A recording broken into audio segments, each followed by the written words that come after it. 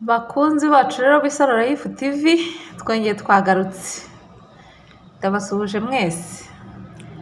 Bakunzi bacu rero uyu munsi nabateguriye ku kindi gice kijyanye n'ubuzima, ku ngingo zacu za buri tubana ku mubiri.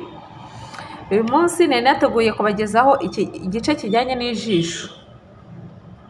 Ubushize murabizi ko nababwiye ku kijyanye n'ubwonko, nzajya ngenda mbabwira buri gace kugira ngo turusheho kumenya ibyatugirira akamaro. Bakunzi bacu rero waba yisanze hano bwa mbere, turamusaba gukora subscribe, agakora like, agashyira na comment uko abyumva, akaba yakora na share, akabyoherereza n'abandi kugira ngo babashe kugira gute, bibashe kubageraho nabo biyumvire ibyiza bibera ku Isaro Life TV. Ku kijyanye n'ijisho rero, ni ukuvuga ngo kuba batabisobanukiwe uko ibice by'umubiri wacu bikora, turashaka kugira ngo tubinyuremo muri make, mwumve uburyo ibice by'umubiri wacu bikora. Mu bwonko hari umwanya wagenewe gusobanura ibyo tubona byose, maze tugasobanukirwa n'ijambo dusomye cyangwa ubwoko bw'ikintu runaka, tugatinyuka guhamya ngo uyu ni kanaka, iki ni iki n'iki. Byose bigakorwa mu gihe gito. Amaso ashinzwe kubona, twayegereranya n'igikoresho gishinzwe gufotora ibintu, kikageza amashusho mu bwonko bukabimenya, maze nabwo bugafata amategeko runaka n'imyitwarire. Rifite bimwe mu bice byaryo bishinzwe kuririnda, nk'ibitsike bibuza ibyuya gutembera mu jisho, bikanavuburira mu maso amazi y'urwunyunyu yo kuribobeza. Hari ingohe zibuza umukungugu n'indi myanda kujya mu maso. Ni ukuvuga ngo rero imiterere y'ijisho ukuntu iba iteye, urisatuyemo kabiri wasangamo amazi ajya kuba nk'umurenda w'igi. Iyo ricaniriwe ayo mazi arafata nk'ayo mu igi. Rifubitswe n'uduhu dutatu ari two sclerotine, nicyo gice bita umweru w'ijisho kibonerana cyane. Hari na choroid ari narwo ruhu rw'umukara. Iryo bara rishobora guhinduka bitewe n'abantu n'ubwoko bwabo. Iryo bara rishobora, icyo dushatse kuvuga, biterwa, urabona nko mu bantu habamo abantu baba bameze, twita wenda ngo ni ibikara, hari inzobe, hari abazungu, hari ukuntu amaso, urugero nk'abazungu ujya kubona ukabona ijisho ryabo rijya kumera nk'iririmo ubururu ridasa nk'iry'abirabura ukuntu, ukabona hari n'ay'umweru cyane.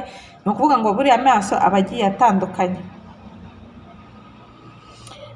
Rufite hagati muri rwo akantu gato bita imboni, kandi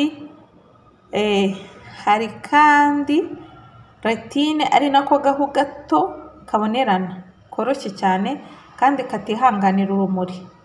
Niko gashamikiyeho umutsi wumva wo mu jisho ukagera mu bwonko, aribyo bita nerve optique, uri ahagana inyuma.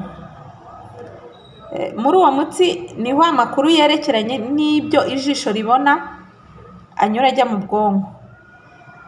Ibyo biba mu buryo bw'ubwenge bukomeye umubiri wahawe imbaraga n'Imana rurimo. Tugiye kurebera hamwe uburyo ki umuntu ashobora gukora isuku y'amaso. Isuku y'amaso rero kuyikora ni byiza kwirinda urumuri rukabije cyane cyane nko kureba mu zuba no mu rumuri rusanzwe, no mu rumuri ruzanywe n'amazi cyangwa umusenyi, ibirahure n'ibindi byose bibengerana, kuko binaniza amaso cyane. Igihe hari urumuri rwinshi ushobora kurugabanya ukoresheje indorerwamo z'umukara, kandi si byiza gusomera ku rumuri rwinshi cyangwa rudahagije. Izo ndorerwamo nazo si byiza ko zambarwa igihe uri ahantu hamurikiwe n'urundi rumuri rutari urw'izuba, nk'ahari amashanyarazi cyangwa amatara yandi, kuko urumuri rudahagije narwo rushobora kuba intandaro ya buriya bumuga, cyane cyane ubwa miyopi. miyopi niyo ndwara ikunda kwibasira urugingo rw'amaso. Ntukagerageze na rimwe guhanga amaso mu zuba no mu bindi bintu bifite urumuri rwihuta nk'amatara y'amashanyarazi cyangwa se nk'ay'imodoka. Igihe ijisho ritokowe ntugakomeze kurikuba, ahubwo ukomeze uhumirize. Niba nta muntu ukwegereye wenda ngo agutabare ngo agukoremo wenda iki kintu kiba kigutokoje, bishyira kera amarira akagikuramo. Igihe bagutokora kandi ni ngombwa gukoresha akantu koroshye kadasongoye kandi gafite isuku ihagije. Amaso ari mu bigaragaza niba umuntu yariye neza cyangwa nabi. Uri umuntu urya neza cyangwa se umuntu urya nabi ushobora kubirebera mu maso ukaba wabimenya. Iyo wagize imirire myiza mu buzima bwawe uba ufite amaso meza yeruruka, abonerana, abengerana, adatukura nk'ibishirira kandi adafite ibitsike bivuvuka nk'ingohe zipfuka ubusa. Iyo vitamine A na B,D zabaye nkeya mu mubiri byigaragariza mu maso. Umuntu ntabone neza iyo hari urumuri rudahagije cyane cyane ku mugoroba w'ikirengarenga, bihita bigaragara ukabona nyine ufite ikibazo mu maso, hakazamo ibintu bijya kumera nk'ibihu, ingohe zigahunguka, amaso agatukura ndetse n'ibindi. Hari uburwayi rero bukunda gufata amaso. Ubwo burwayi bwo gutukura, kwa kugara gatwikiriye ijisho no kubyimba ibihenehene, hari n'igihe byongererwa cyane cyane n'ivumbi n'imyotsi, amazi yanduye n'urumuri rwinshi.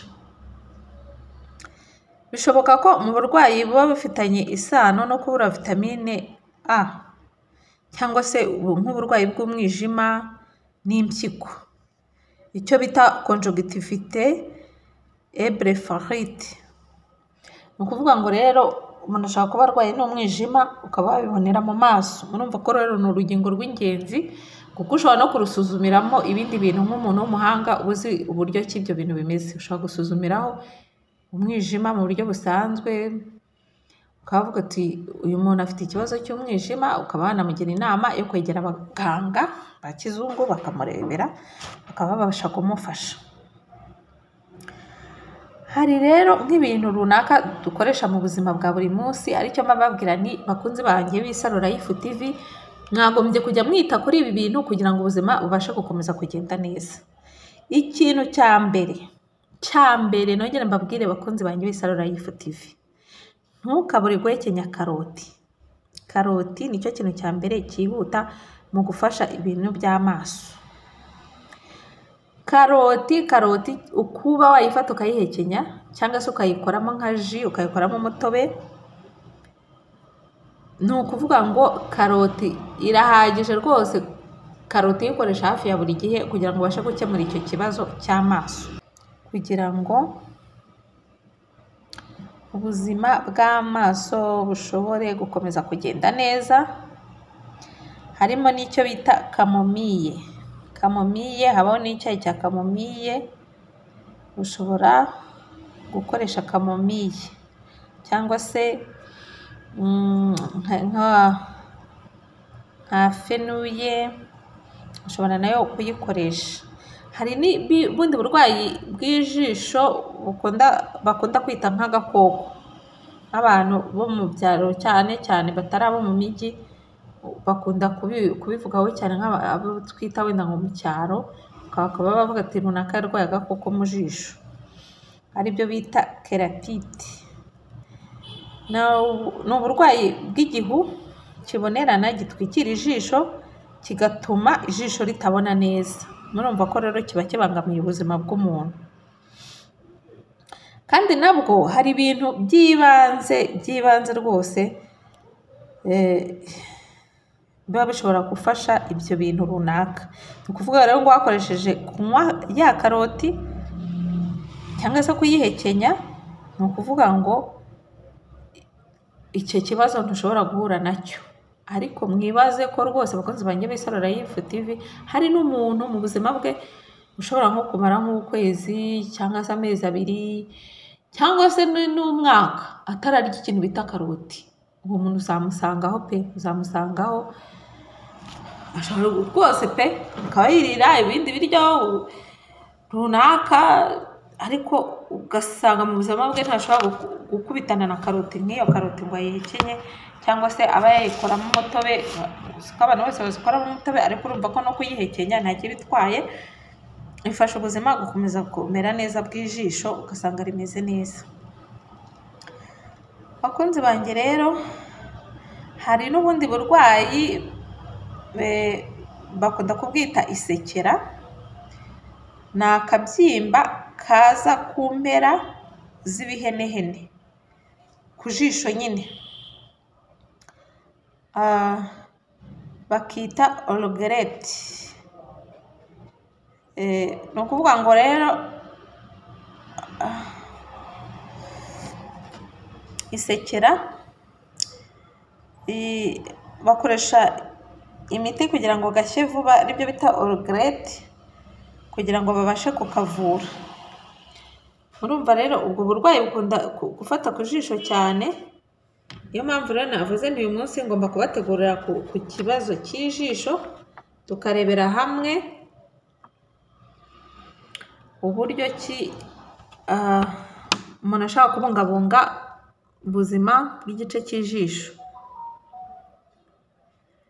Igihe rero cyose, inama nabagira, igihe cyose utabona neza, ukwiye gukunda gukoresha cyane ibiribwa bikize kuri vitamine A nka karoti utarambiwe. Urageraho ukabona neza bidatinze. Ni ukuvuga ngo rero ku bantu baba bafite ibibazo by'amaso, baba ari abatoya, baba ari abageze mu zabukuru, iyo ukunda gukoresha karoti cyane, ni ukuvuga ngo ibyo bibazo biragabanuka kandi n'urwo rugingo rukagubwa neza. Bakunzi banjye rero b'Isaro Life TV, ni aka gace nari nabateguriye. Kuba yumva ibintu ari byiza yabisharinga abandi, cyangwa se ugashyiraho comment uko ubyumva, hanyuma tugakomeza kwigirira ubuzima bwiza. Ubutaha nzagenda mbategurira no ku zindi ngingo kugira ngo tubashe gusobanukirwa neza, mu gihe ntarajya mu bintu bijyanye n'amavideo, kuko narabwiye ngo ngomba kubanza nkabasobanurira ku byo mbashije kubona abashakashatsi n'abahanga bagiye bavugaho, kugira ngo mubashe kubyumva, kugira ngo nitugera muri bya bintu by'amavideo aho mba ngenda mbabwira nti iki kirimo ibi n'ibi n'ibi, mumenye aho bigomba kubagirira akamaro ku buzima bwacu. Bakunzi banjye rero, ni aka gace nari nateguye kubagezaho, kandi nkaba mbashimira yuko ari mwe mutuma nkomeza kubashakashakira utundi tuntu mbagezaho. Nkaba ncumbikiye aha ngaha rero, ndabakunda, naho ubutaha, murakoze.